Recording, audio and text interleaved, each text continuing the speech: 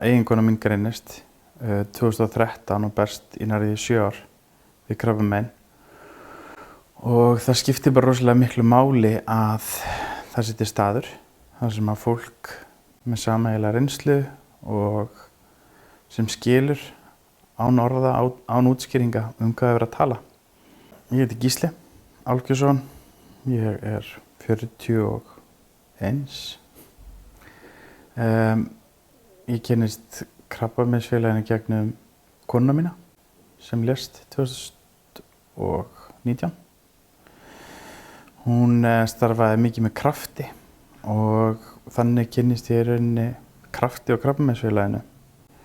Og er svo heppinn að ég fæ að sitja í stjórn beggja félaga, varastjórn beggja félaga og er í stuðningsneti Krabbameinsfélagsins. Stuðningsnetið er í rauninni bara jafningjastuðningur. Það er fólk sem hefur sömu reynslu og þú.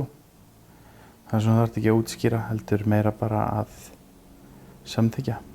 Og það er svona lykillinn í að geta stutt við aðra með því að skilja, koma frá sama stað á þau. Það þurfa allir á einhverjum tíma hjálp með sorgina. Og það er gott að byrja jafningjastuðning með öðrum, fólk sem að veit, skilur, enginn sem dæmir. Og ég held að flest allir út frá svona jafningjastuðningi líði betur.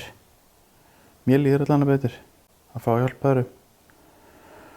Og flest allir sem að ég hef verið með segja að þeim líði betur líka. Þannig að, já, að viðurkenna fyrir sjálfum sér að maður þurfa aðstoð einhvern tímann að halda. Náttúrulega Krabbameinsfélagið er náttúrulega bara að passa líka upp á réttindi, bæði veikra og aðstandenda. Og